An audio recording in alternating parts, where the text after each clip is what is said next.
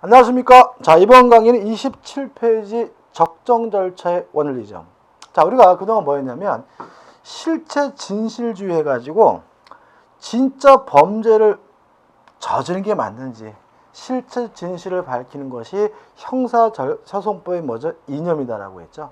근데 이러한 실체 진실을 밝히는 것이라 하더라도 그 절차가 어떻게 해요? 적정해야 된다는 거죠. 공정해야 된다는 거죠. 따라서 의에 나와 있는 것처럼 헌법 정신을 구현한 공정한 법정 절차에 의하여 형벌권이 실행되어야 한다는 원칙을 우리가 적정 절차 원리라고 하고요. 다시 말하면 살인범을 잡고 밝히는 것도 물론 중요하지만 이게 실체 진실주의잖아요. 그 사람을 고문하거나 그 사람을 때려서 그 진실을 밝히면 안 된다. 이게 뭐예요? 적정 절차의 원리인 거죠. 쉽게 말씀드리면 연역해가지고 영국의 마그나 카르타에서 시작된 거고요.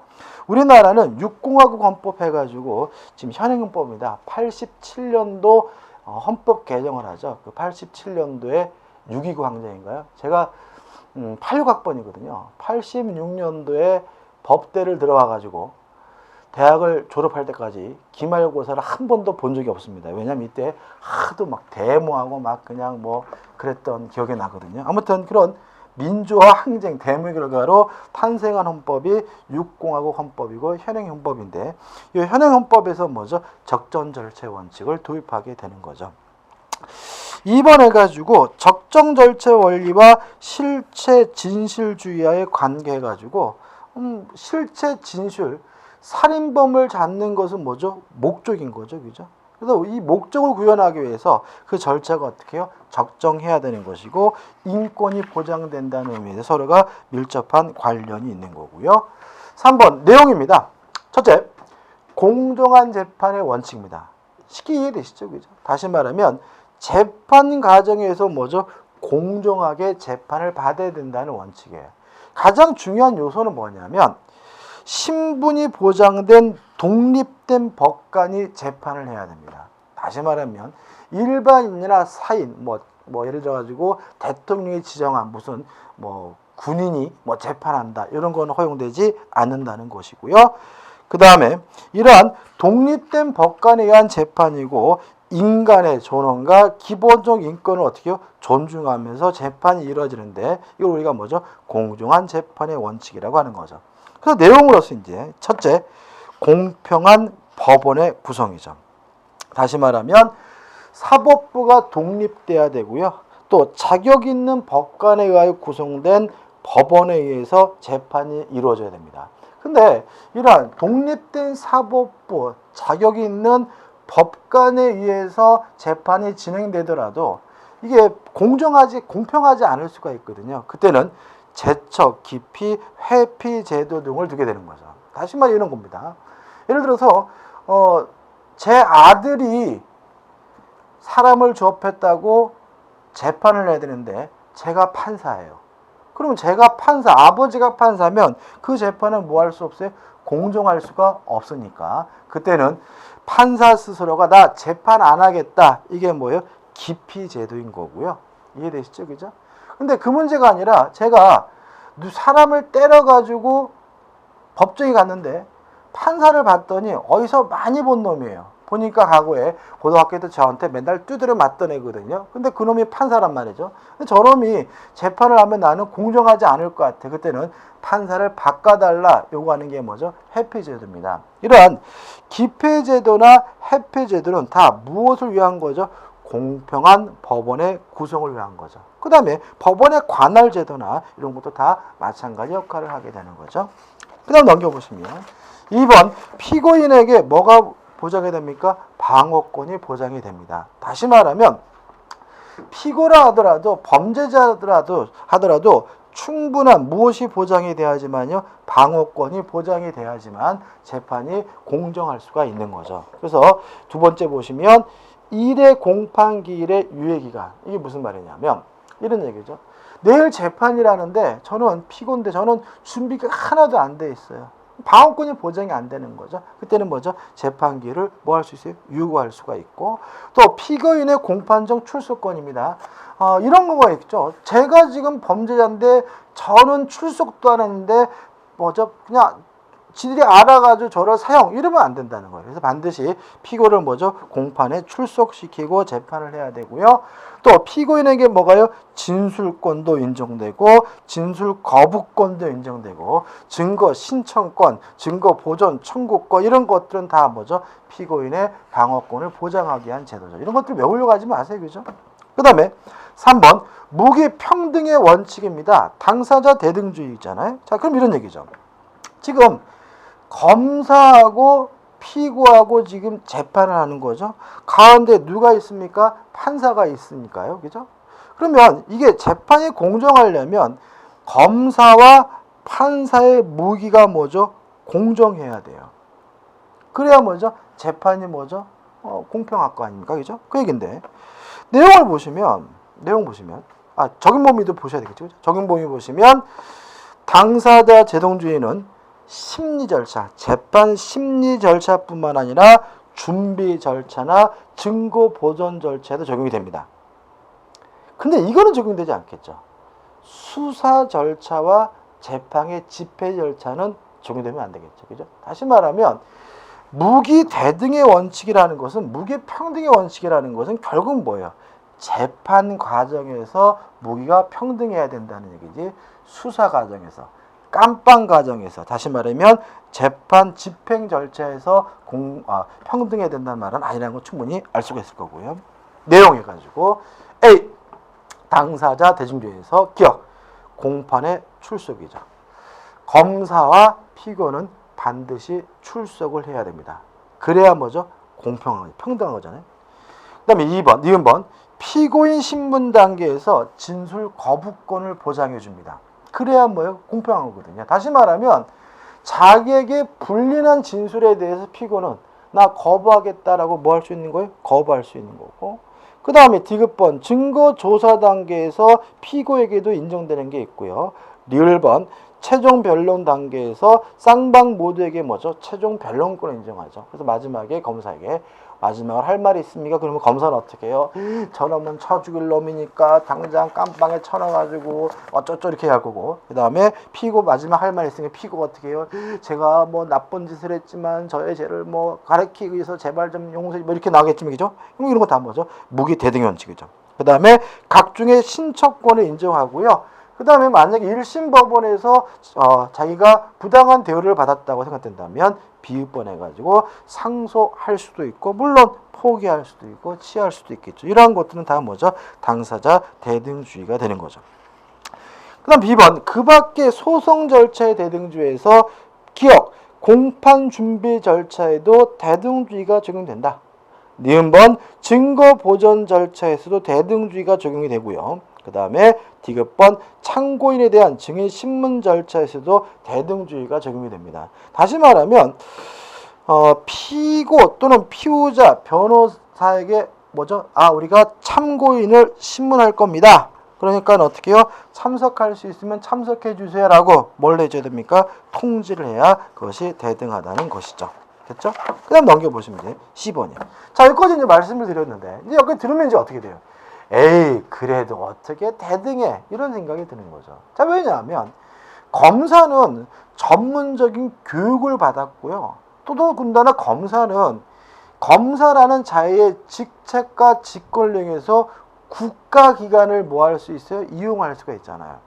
그렇지 않습니까? 다시 말하면 국가기관을 모두 이용해가지고 그 사람에게, 피고에게 뭐죠? 싸움을 할 수 있는 게 뭐죠? 검사인 거죠. 그러다 보니까 형식적으로는 대등하다 하더라도 실질적으로는 대등할 수가 없는 거예요.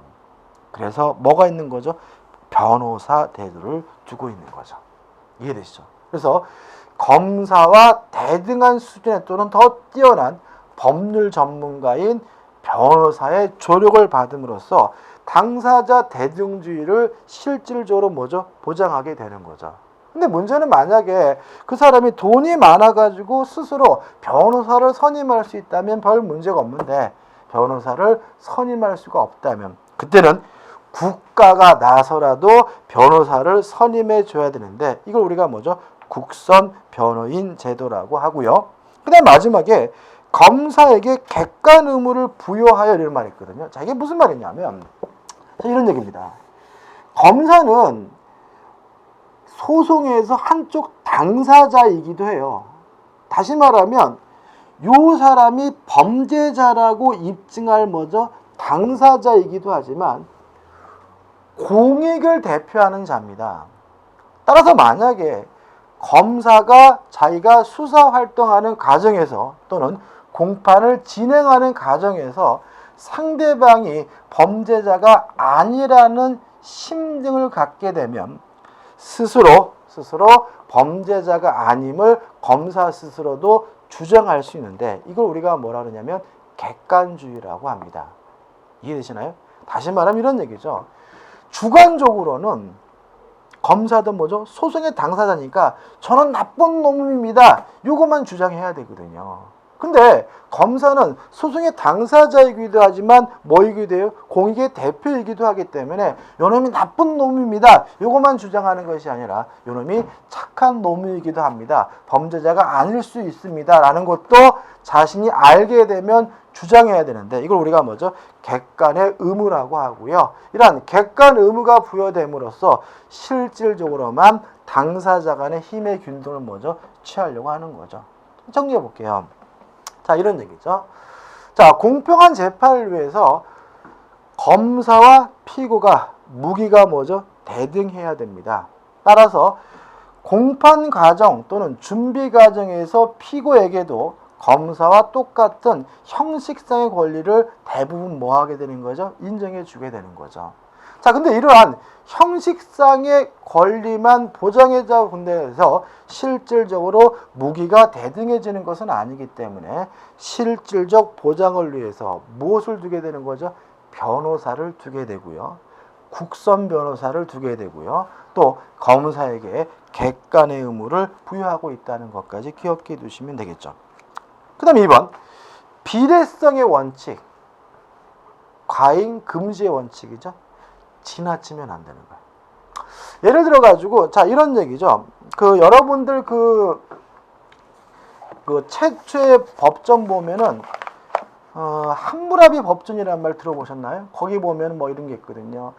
눈을 뽑으면 이 사람의 눈을 뽑고 뭐 팔을 자르면 이 사람의 팔을 자른다 뭐 이런 내용이 있거든요. 그러면 이제 그게 뭐예요? 그 역사책 보면은 가끔 잔혹한 형벌 사상이다 그러는데 그건 잔혹한 것이 아니라 파괴주의적인 형벌 사상입니다.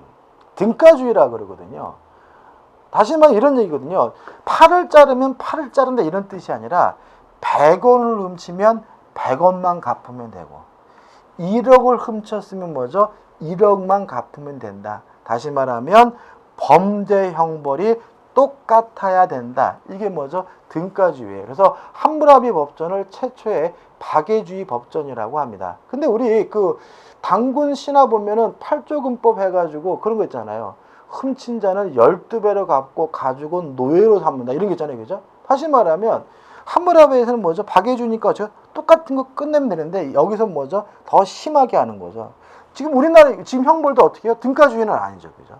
예를 들어가지고 제가 100만 원 훔쳤어요. 가지고 걸리면 갖다 주면 땡이냐? 아니죠. 갖다 주는 거가 별도로 또 뭘 받아요? 처벌을 받기 때문에 범죄보다 형벌이 더 뭐 하게 돼요? 가중하게 되는 거죠. 더 크게 되는데 너무 지나치면 안 된다. 이게 뭐예요?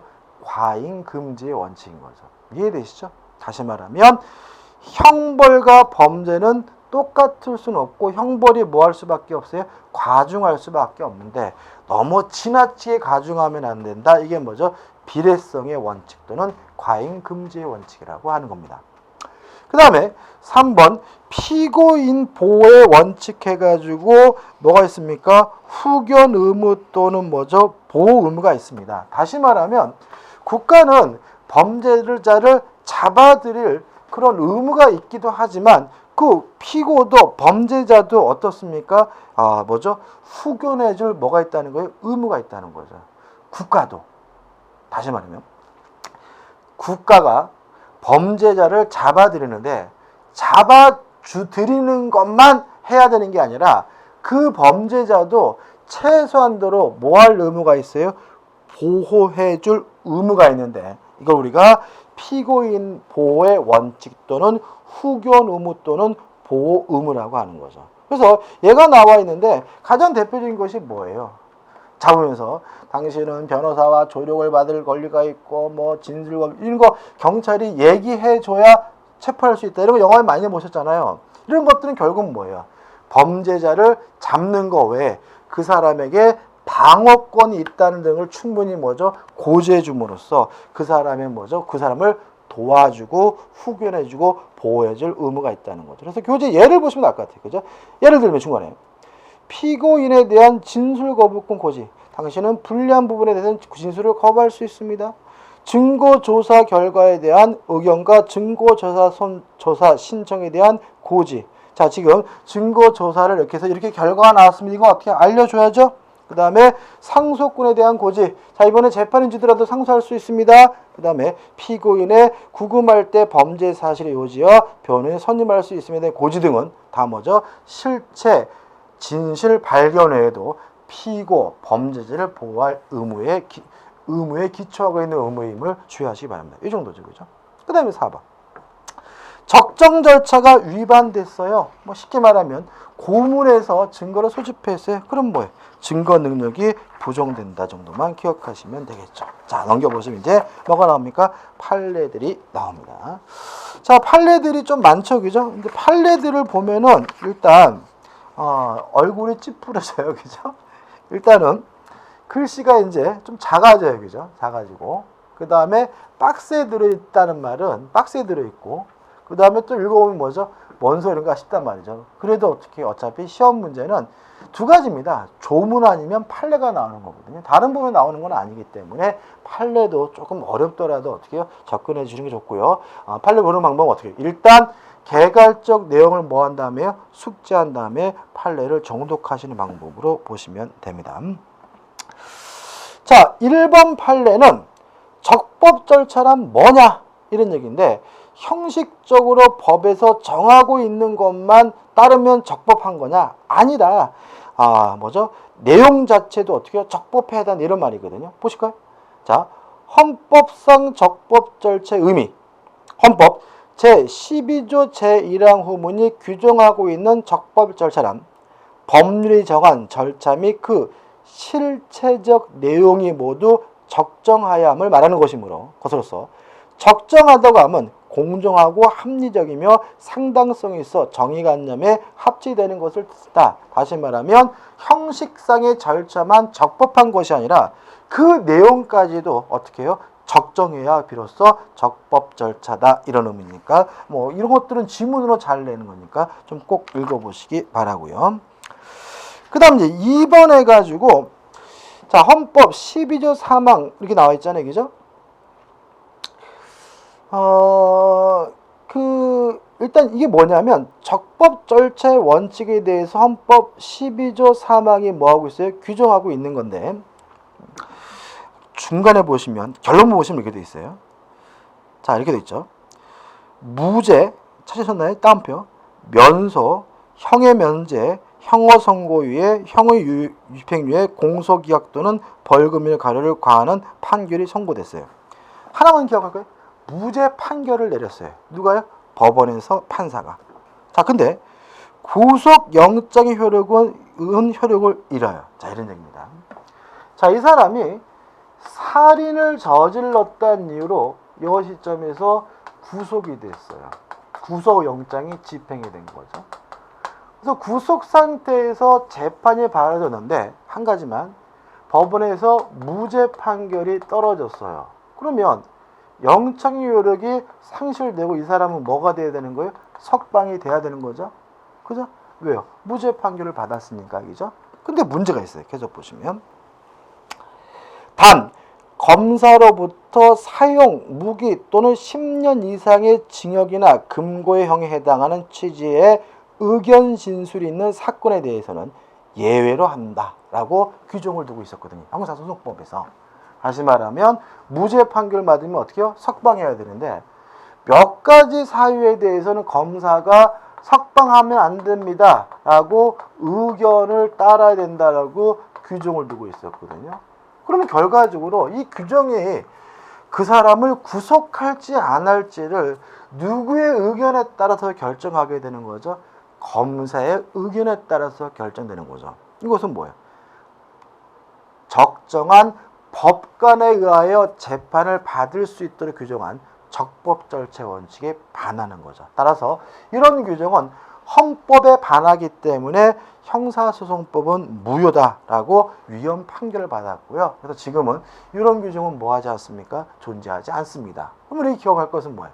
무죄 판결을 받으면 구속 영장 효력이 어떻게 해요? 정지되는데 만약에 그 효과가 검사의 의견에 의해서 좌우된다면 적법절차 원칙에 반한다라고 좀 기억해 두시면 되겠죠. 그 다음에 3번 반국가 행위자 처벌에 관한 특별조치법에 나와 있죠. 이 반국가 이름 들키기인데 반국가 행위자 처벌에 관한 특별조치법은 갑자기 이름이 생각 안 나네. 그 박정희 대통령 당시에 그 안기부장을 했다가 정보부장을 했다가 미국으로 가셔가지고 거기서 박정희 대통령 나쁜 놈 해가지고 막 자꾸 막 기자회견을 하고 막 이런 분이 있었어요. 이름이 갑자기 생각 안 나는데 이분이 아무튼 있었어요, 그죠? 아마 여러분들 들으신 게 있을 거예요, 그죠? 자, 이 양반이 지금 뭐냐면 박정희 대통령의 측근이었고 그 다음에 이 사람이 권력의 실세였고 정보부장까지 하셨던 분인데 틀어지셔가지고 어디 가셔서요? 미국 가셔가지고 막 이제 어떻게 이제 막 기자회견 나가지고 박정희는 뭐 독재 정권이고 나쁜 놈이고 막 이런 기자회견을 하고 막 다닌 거예요.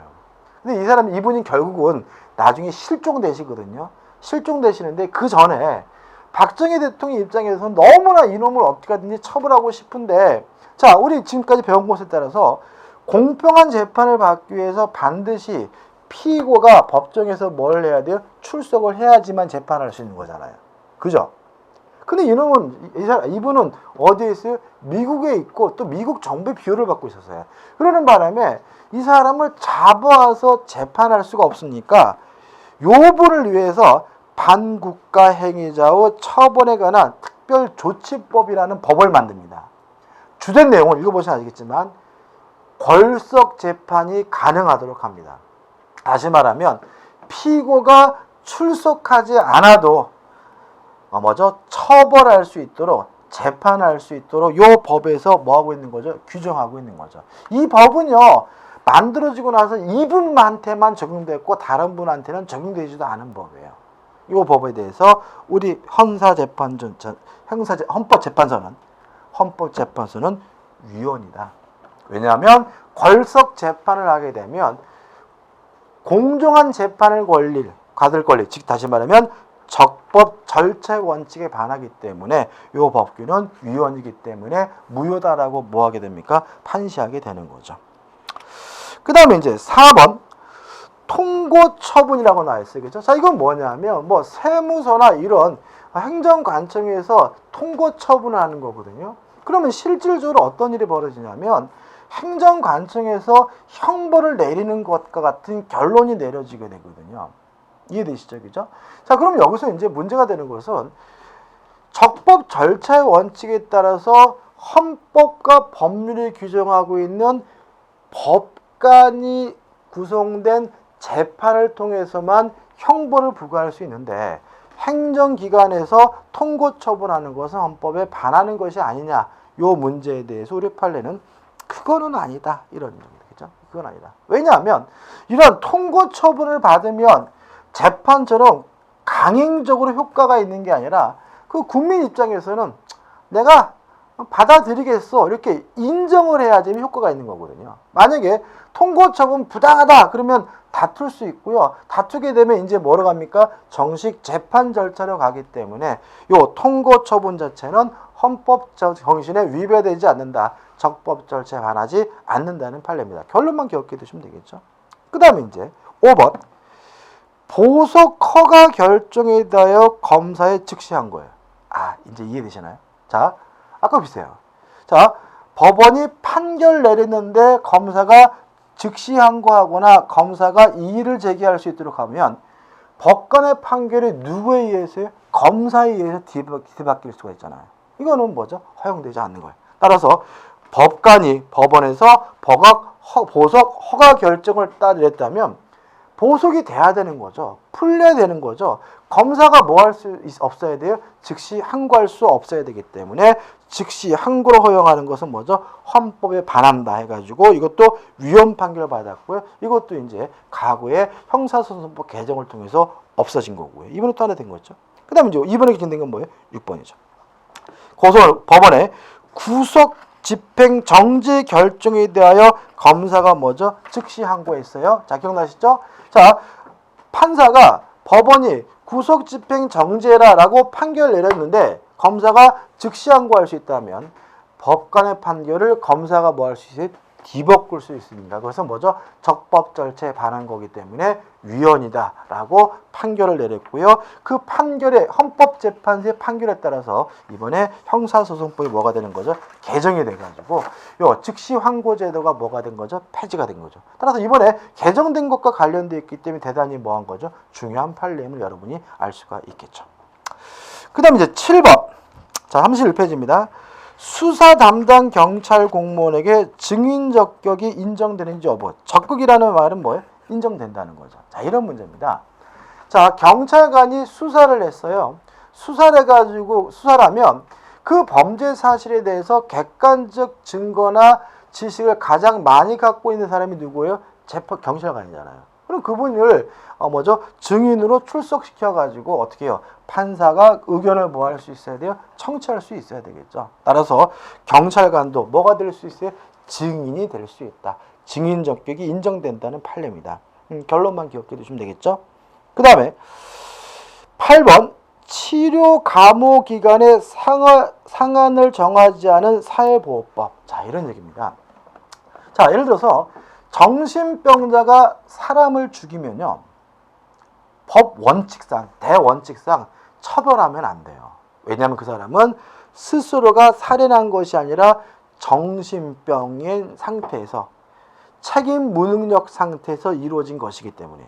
다만 그 사람을 치료하면 안 되고 뭘 해야 돼요? 치료를 해줘야 되거든요. 치료해주기 위한 기간이 뭐예요? 치료, 감호 이거죠. 이해되시죠? 그죠? 다시 말하면 깜빵에 가다 놓고 노역자에 유치하는 것이 아니라 병원에 가다 놓고 어떻게 해요? 치료해 줘야 돼요. 근데 문제는 뭐냐면 정신병 같은 경우는 치료 기간을 알 수가 없죠. 뭐 1년이다, 2년이다, 3년이다라고 정할 수가 없는 거예요. 그래서 이 사회보호법에서 치료 감호 기간의 상한 몇 년까지 할 수 있다는 이 상한이 안 정해져 있거든요. 이것이 위헌이냐? 아니다. 그렇죠? 왜요? 언제 치료될 수 있는지는 어떻게 해요? 알 수도 없고 예견할 수도 없으니까 상한 기간을 뭐 할 수 없다는 거예요? 정할 수가 없다는 얘기죠. 따라서 적법 절차의 원칙이나 과잉 금지 원칙에 반하지 않는다는 것이 우리 판례 입장임을 주의하시기 바랍니다. 그 다음에 9번. 자, 보세요. 법관이 아닌 사회보호위원회가 치료감호의 종료 여부를 결정해요. 자, 이런 얘기죠. 자, 지금 이 사람이 정신병력이 있어서 치료 감호 상태예요. 그러면 이 사람이 정신병이 다 나았다. 사회에 나가도 별 문제가 없겠다라고 판단된다면 뭐 할 수 있어요? 풀어줄 수가 있죠. 근데 그 판단을 누가 한다는 거예요? 법관이 아닌 사회보호위원회가 한다는 거죠. 이것이 위헌이냐? 이 문제에 대해서 우리 판례는 위헌은 아니다라고 판시하고 있는 거죠. 다시 말하면 적법 절차에 위반되지 않고 합법적이라는 것이 우리 판례 입장이라는 거 꼭 기억해 두시기 바랍니다. 그 다음에 10번입니다. 자, 이제 입건이 됐어요. 그러면 최소한도로 이름이 뭡니까? 안영찬입니다. 주민번호가 뭡니까? 이렇게 물어보면 말을 해야 되는데 아니면 신분증이라도 보여줘야 되는데 이놈이 몰라 이렇게 거부한단 말이죠. 이럴 때 뭐 하냐면 지문 등을 뭐 할 수 있냐면 채취할 수가 있거든요.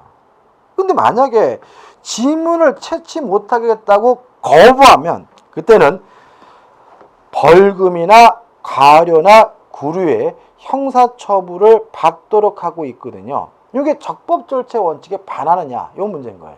우리가 생각할 때 당연히 뭐 할 수 있다 느껴지잖아요. 그죠? 근데 이런 의미거든요. 자, 우리가 법정에서 피고에게는 뭐가 있어요? 증언 거부권이 있죠. 다시 말하면 자기에게 불리한 증언이라면 나 못하겠다라고 뭐 할 수 있는 거예요? 거부할 수 있는 것이니까 자기 신분이 노출되는 것이 불리하게 판단된다면 나 누군지 밝히지 못하겠다라고 거부할 수 있어야 된다는 거예요. 요 문제에 대해서 우리 헌법재판소는 개소리다. 이런 거 어떻게 해도 상관없다. 다시 말하면 합헌적이고 적법절체 원칙에 반하지 않는다라고 판시하고 있으니까 꼭 기억해 두시기 바라고요. 11번도 뭐죠? 같은 취지니까 한번 10번, 11번 같이 보시면 될 것 같아요. 그 다음에 12번입니다. 자, 이런 문제입니다. 전 세계적으로 주민등록제도 같은 제도를 가지고 있는 나라가 그렇게 많지는 않대네요. 그죠? 그래서 미국 같은 경우는 주민등록제도가 없거든요. 근데 우리나라는 주민등록제도가 있을 뿐만 아니라 10손가락 지문을 다 날인하거든요. 요게 위헌이 아니냐, 요 문제인 거죠. 10손가락 다 지문 날인하는 게 위헌일까요, 아닐까요? 근데 저는 개인적으로 제 개인적인 생각에는 위헌일 수도 있을 것 같아요. 근데 우리 헌법재판소는 위헌이 아니다, 그죠? 따라서 지문 날인을 강요하는 것은 위헌이 아니기 때문에 적법절체 원칙에 반하지 않는다라고 판지하고 있으니까 꼭 기억해 두시기 바랍니다. 그 다음에 13번입니다. 13번, 금치 처분을 받은 수령자. 이 금치란 말이 뭔지 아시겠어요? 그죠? 예를 들어서 이제 깜빵에 구금됐는데 싸움을 했어요. 싸움을 해가지고 이제 어떻게 잡혀가지고 형벌로서 어떻게 독방에다 가둬놨거든요. 그런 걸 우리가 뭐죠? 김치처분이라고 하는 거죠. 그죠? 그러면 독방에 갇혀 있으면 편지 못 받겠죠. 그죠? 운동까지 못하게 할 수 있느냐, 이 문제인 거예요. 자, 우리 상식적으로는 지금 이놈이 잘못을 해가지고 독방에 갇혀 있으면 거기서 무릎 꿇고 어떻게 반성하고 있으니 뭐 잘났다고 운동하느냐, 이렇게 생각하기 쉬운데 우리 헌법재판소 입장은 아무리 금치 처분을 받았다 하더라도 최소한도의 운동은 할 기회를 줘야 된다는 것이 우리 헌법재판소의 입장입니다. 따라서 결론은 금치 처분을 받은 자에게 외부 운동을 금지하는 것은 헌법에 반하기 때문에 위헌이라는 것이 우리 판례 입장입니다. 다시 한번요. 자, 나쁜 짓을 해서 깜빵 내에서 독방 처분 받은 경우, 금치 처분을 받은 사람을 외부 운동을 금지시키는 것은 뭐죠? 헌법에 반해서 위헌이다, 이런 얘기죠. 이게 좀 요거 먹을 얘기인데, 예를 들면 요거도 먹을 것 같은데, 강아지를 키우는데 최소한 일주일에 몇 번씩은 뭐죠? 운동을 시켜줘야 된다, 이런 얘기인 거죠. 아무리 그놈이 뭐죠? 나쁜 놈이고 그래도 실내에서 뭘요? 운동은 해줘야 된다는 얘기입니다. 그죠? 얘가 적정한지 모르겠네요. 그 다음에 이제 14번입니다. 자, 무기평등의 원칙에 따라서 검사도 증인을 신문할 수 있고요. 피고도 참고인이나 증인을 뭐 할 수 있어야 돼요? 신문할 수 있어야 돼요. 근데 검사가 어떻게 했냐면 자기 측에서 증인을 선임을 하고요. 지명하고. 근데 이 사람이 지금 구속되어 있는 상태인데 눈만 뜨면 어디요? 검사실에 앉혀놓고 있는 거예요. 왜요? 피고 측에서 변호사가 방문해서 그 사람을 신문 못하게 하기 위해서. 이거는 뭐에 반하는 거죠? 무기평등의 원칙에 반합니다. 다시 말하면 적법절체에 반하기 때문에 이러한 행위는 뭐에 반하는 거죠? 적법절체 원칙 허용되지 않는다는 거죠. 따라서 아무리 검사가 지정하고 검사가 내세운 증인이라 하더라도 피고 측에서도 증인할 수 신문할 수 있는 증언을 청취할 수 있는 기회를 보장해야 된다는 것이 우리 대법원 판례라는 것도 기억해 두시기 바랍니다. 이번 강의는 여기까지 하고요. 다음 강의는 이어가도록 하겠습니다. 감사합니다.